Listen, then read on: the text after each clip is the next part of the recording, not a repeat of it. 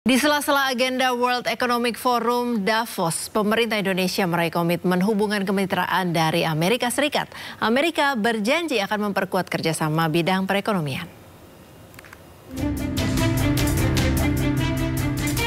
Pemerintah Amerika Serikat Donald Trump mulai menjalin hubungan bilateral dengan negara lain, tak terkecuali dengan Indonesia. Melalui Menteri Luar Negeri Amerika Serikat Marco Rubio secara khusus menelpon Menteri Luar Negeri Sugiono di sela-sela pertemuan World Economic Forum Davos.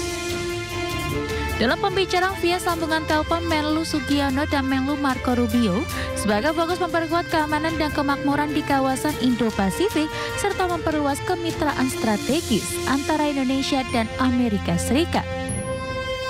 Menteri Sugiono optimistis hubungan bilateral Indonesia dengan pemerintahan Presiden Donald Trump akan terus berkembang selama masa jabatannya. Indonesia dan Amerika juga perlu meningkatkan kolaborasi perekonomian di sektor pembangunan berkelanjutan.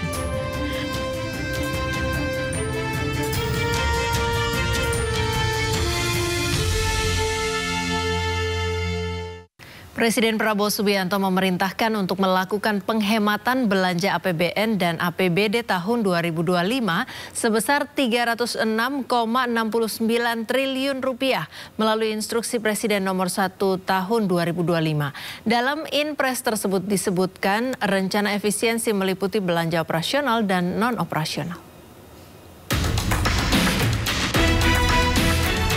Presiden Prabowo Subianto memerintahkan untuk melakukan penghematan belanja APBN dan APBD tahun 2025 sebesar Rp306,69 triliun. Aturan tersebut tertuang dalam instruksi Presiden nomor 1 tahun 2025 tentang efisiensi belanja dalam pelaksanaan APBN dan APBD tahun anggaran 2025. Dalam Inpres tersebut disebutkan rencana efisiensi meliputi belanja operasional dan non-operasional. Sekurang-kurangnya terdiri atas belanja operasional perkantoran, belanja pemeliharaan, perjalanan dinas, bantuan pemerintah, pembangunan infrastruktur, serta pengadaan peralatan dan mesin. Namun demikian penghematan belanja ini dikecualikan untuk belanja pegawai dan belanja bantuan sosial. Dalam instruksinya, Prabowo meminta efisiensi belanja sebesar Rp306,69 triliun ini dilakukan dengan cara review masing-masing atas anggaran belanja di kementerian lembaga sebesar Rp256,1 triliun dan dana transfer ke daerah sebesar Rp50,59 triliun.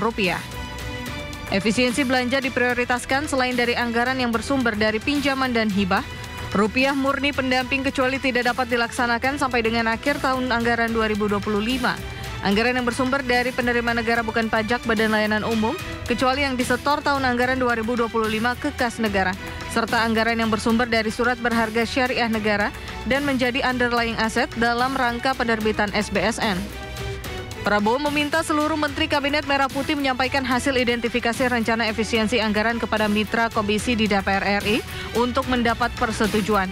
Setelah disetujui, seluruh menteri diminta melapor kepada Menteri Keuangan Sri Mulyani paling lambat 14 Februari 2025.